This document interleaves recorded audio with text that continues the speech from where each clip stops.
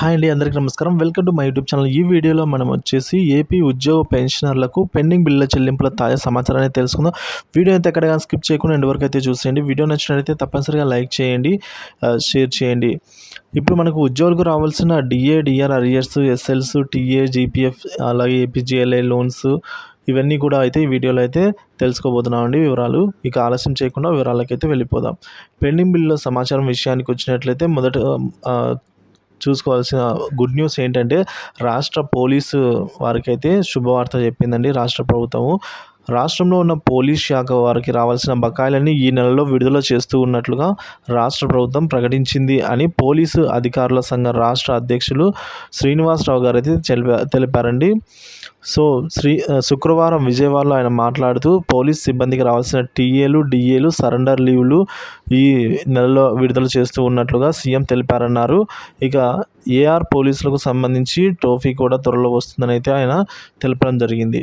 ఇదిలా ఉండగా రాష్ట్ర ఉద్యోగుల కోసం ఈహెచ్ఎస్ పథకం కోసం సంప్రదింపులు అంటే ఈహెచ్ఎస్లో ఎటువంటి డౌట్లు ఉన్నా ఏమున్నా కూడా మీరు టోల్ ఫ్రీ నెంబర్ 104కు అయితే కాల్ చేసి తెలుసుకోవచ్చండి. సో హెల్త్ కార్డ్ సమస్యల ఫిర్యాదులు కానీ ఏమైనా ఇతర సమస్యలు ఉన్నా కూడా మీరు ఆ నెంబర్కి టోల్ ఫ్రీ నెంబర్ కాల్ చేసి అయితే తెలుసుకోవచ్చు.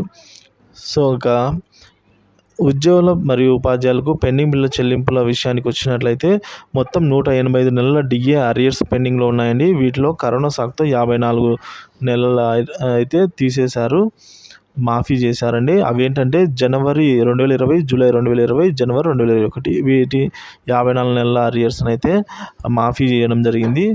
సో మిగిలినవి చూసుకున్నట్లయితే జూలై 2018 డిఏకి 30 నెలలు, జనవరి 2019 డిఏకి 31 నెలలు, ఆ విధంగా జూలై 2019కి డిఏలు 30, అలాగే జనవరి 2020 డిఏలు 24, జూలై 2020 డిఏలు 18 నెలలు, జనవరి 2021 డిఏలు 21 నెలలు, జూలై 2021 డిఏ నెలలు 6 నెలలు.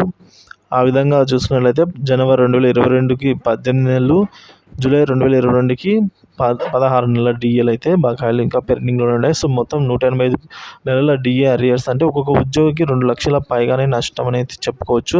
అదే సీనియర్లకు అయితే ఈ నష్టం 4 లక్షల పై మాట అయితే తెలుస్తుంది.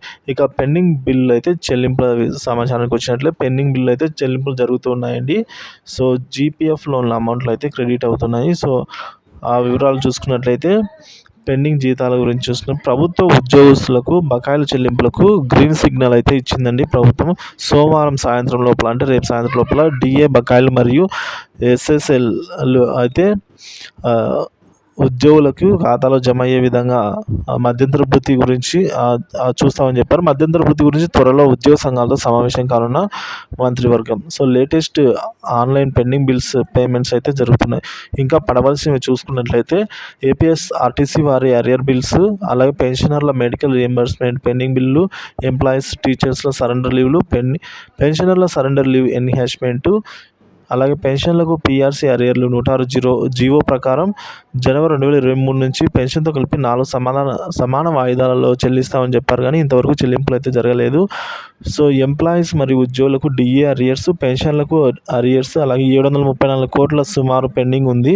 పెన్షనర్ల 11వ పీఆర్సీ అరియర్స్, మెడికల్ బిల్లులు, అలాగే ఇద్దరికి పెన్షనర్స్కి మరియు ఉద్యోగులకి మెడికల్ బిల్స్, పెన్షన్ల రిటైర్ అయినప్పుడు రావాల్సిన ఇతర పెండింగ్ బకాయిలు, పోలీస్ శాఖ వారి టీఏ బిల్స్, అలాగే ఎస్ఎల్ఎస్ పెండింగ్ బిల్లులు, ఇక హెల్త్ డిపార్ట్మెంట్ వారి అరియర్ బిల్స్, పెన్షనర్లకు ఇతర అరియర్ బిల్స్ ఇంకా ఇతరములు అయితే రావాల్సి ఉందండి.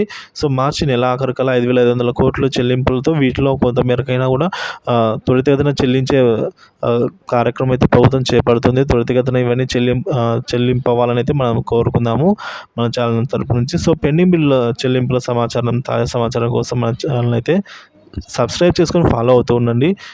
Thanks for watching this video.